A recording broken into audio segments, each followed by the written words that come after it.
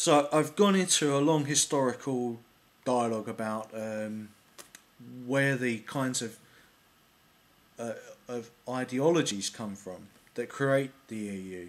Um, but what is the actual structure? The structure, I used to be quite a moderately Eurosceptic person actually, but when you learn more and more about the EU, you learn more that it is um, a better alternative than to the first two that I was talking about, which was Cameron's ideology, um, which has something to do with Churchillianism, but of course Churchill was a Freemason himself, and one of the principal people, if not the principal person that caused the involvement, as Niall Ferguson said, um, in of Britain in the First World War, which of course was a disaster for Britain and the British Empire, and also the Anglo-Saxon, the Anglo-phone world, and of course because Germany, of course, was where the English people originally came from.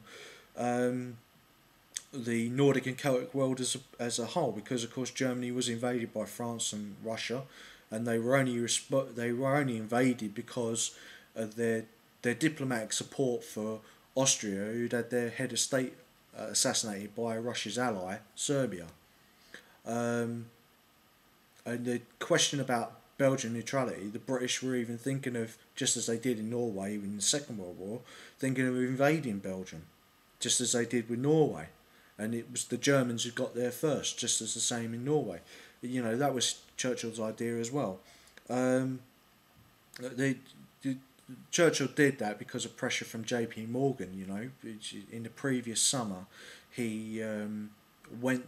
He had gone to the U.S. stock market and seen the power that J.P. Morgan could do to change um, the fortunes of different countries that he didn't agree with. You know, so you check that out more in my video in the First World War. But the actual some of the Eurosceptic arguments might be valid if you didn't know their source. You know, these people are highly disreputable people who are making these arguments, right?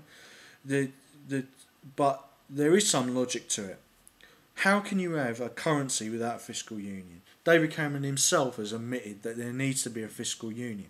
But if there had been a fiscal union before there was a currency, all the Eurosceptics would have said, oh, you know, that we now have no national sovereignty. Well, you do not have any national sovereignty if you're not at the table. You become like a Norway or a Switzerland who have to change their laws to coincide with US or European laws. You know, it's not about, from a Eurosceptic point of view, whether Britain is going to be a part of Europe. I mean, the Anglo-Saxons, the Nordic, the Celtic people before then, the Romans, all came from Europe. We are Europeans in Britain, right? And in England especially, you know. It's about whether we're going to be part of what used to be the Anglo-Saxon powers, but I would argue, apart from Australia and New Zealand, that they are more the Zionist powers, you know.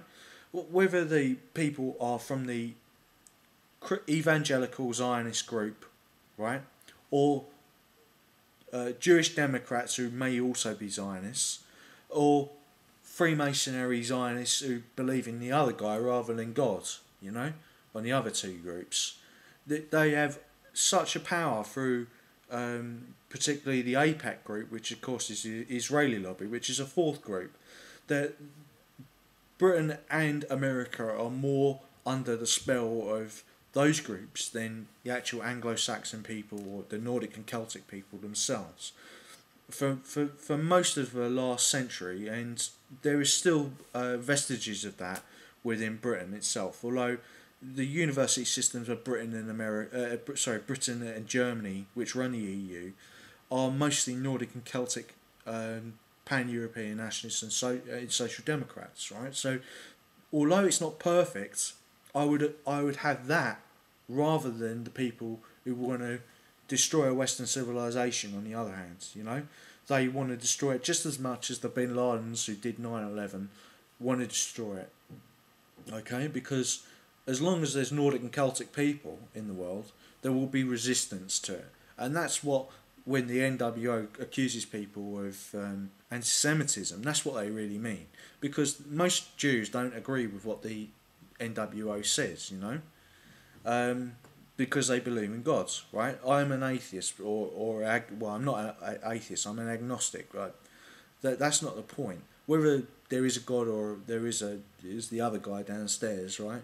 Whether he exists or not, you know, that's not the point. The point is that these people believe in this, you know, and there has to be a counter argument, and the EU is that counter argument. The EU is based on a kind of fear in itself, although the first two are primarily based on exploiting people's fears. The EU's fear is that there will be a war within Europe, or that there will be a war on the borders of Europe.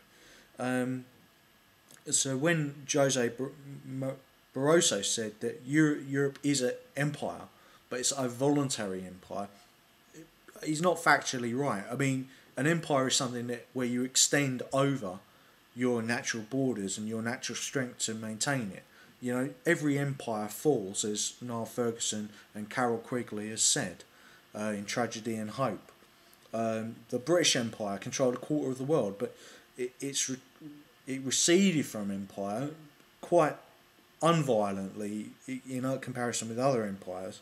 But empires, when they've expanded like a star as a supernova, becomes a supernova. It's at its weakest. It's when it's at its largest, and it collapses in on itself with the most violence.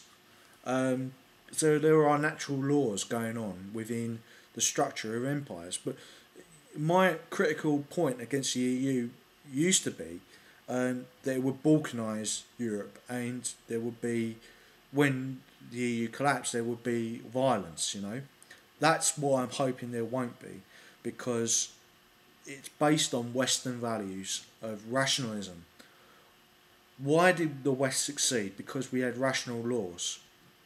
The irrationality of people like the Federal Reserve is, like, they created loans on the margin during the 1929 crisis, and crash, where people were putting down 10%. They were offering traders 10% of the value of shares. The people, of course, took that bargain up, but they had to pay it back in 12 hours. So they inflated the money supply to allow them to do that. And then the bankers and crime families that controlled the central banks within America, although the Federal Reserve is now controlled by the government of the United States, but in the 1929 crash, they inflated the amount of money supply and then crashed the money supply so that they could buy up the shares at penny cents on the dollar, you know, for their own personal profit. So there's always been that streak of a rogue central bank within the Federal Reserve.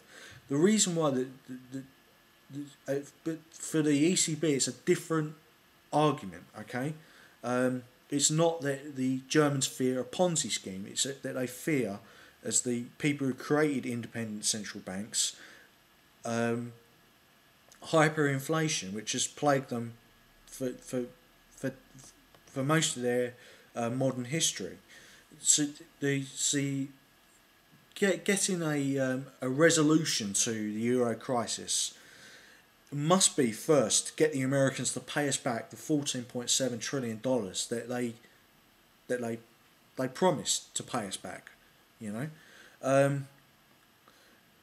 to get the Americans to deal with their Federal Reserve. But we also need an EU monetary fund, right, that's not dominated by the IMF, which has a load of third world racist anti-European people in it, you know, such as the Chinese, Africans, and others, and Russians, to have control over our own source. And every country has to have the fiscal discipline. And this is where Minoon and I disagree, because I believe the Germans will impose fiscal discipline on the different, on the tax and spending. That's what fiscal discipline means. On the different countries to force them to become more onto the German North European model. Why wouldn't England want this? You know, the Germans, I will explain in part 5